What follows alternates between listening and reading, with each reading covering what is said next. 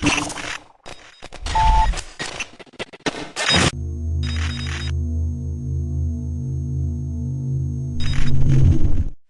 I'm here with Paolo Nutini. How you feeling? I'm okay. You laughing at your name? No, I've just had a hell of a lot of interviews today, man. I've got used to saying that, Paolo Nutini, that little drop in, you know. It's happened a few times today already. Oh, I'm just laughing at that. So. Do you like doing press? It's amazing. This it's what it's all about. No, no. I kind of it's kind of.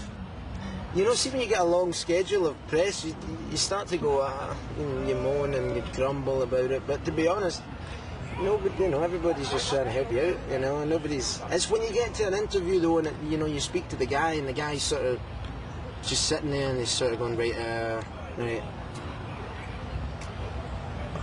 Where did you get your name? You know, like some guys, like somebody's really forced them to be there. Then that's when I don't like interviews. But if somebody seems genuinely up for the interview, then I'm happy to do. I'm happy to talk to people. You know. Paolo, I want to tell you something. Yes.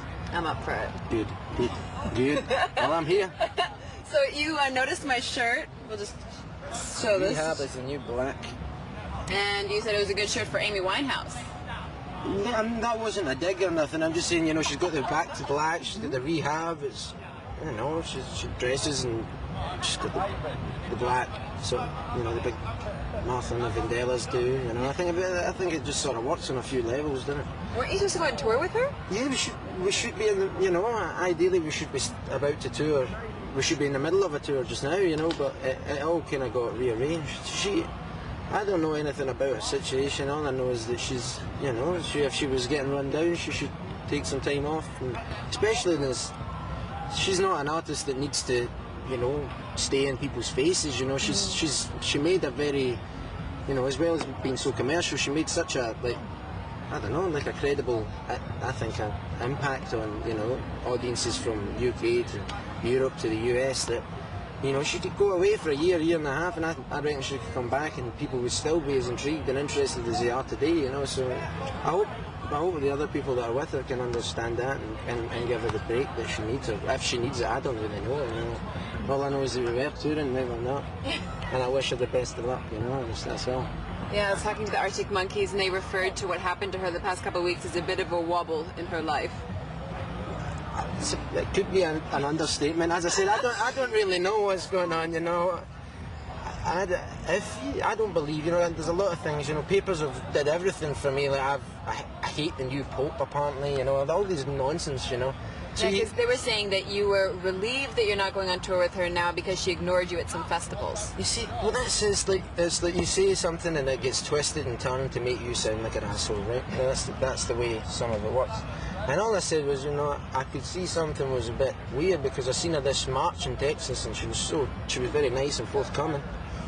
And then I seen her at the Isle of Wight Festival this year and she just seemed like that, a different person, So I don't really judge people. I sort of everybody's different. Everybody reacts different to different things, and everybody did stuff for a different reason. I don't know, but I'm certainly not relieved not to be on tour with her for two reasons. Our band I've seen them this year. I've seen them any time I've watched. It just blew me away. The band. I mean, her herself is amazing, but I think the band are like a tradition. They just span so many genres and do it like they are a house band in a blues club or a jazz club or a. And have you seen her backup singers how they dance? I'm not that big fan of that. It's all a bit sort of. And it's I like it. The guy does hit this crazy one hit this note in one of the songs.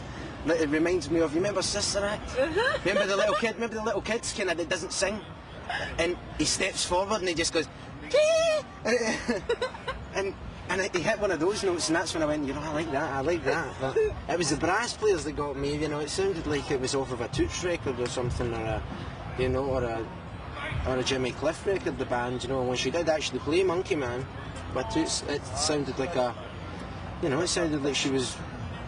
In the early 70s, just banging out reggae with everybody else. So, I just wanted to spend I kind of wanted to spend some time in that sort of atmosphere, in the environment with them, and try to learn some stuff as well. So, and apart from that, you know, she's made such a big impact that, you know, anybody that gets to tour with her will get to play for new fans that she will attract, that, you know, that maybe wouldn't have come otherwise to your shows. So that's another, you know, it was a huge, I felt very privileged to be on the tour. So the whole thing about me being relieved is that it's a bit ridiculous, you know.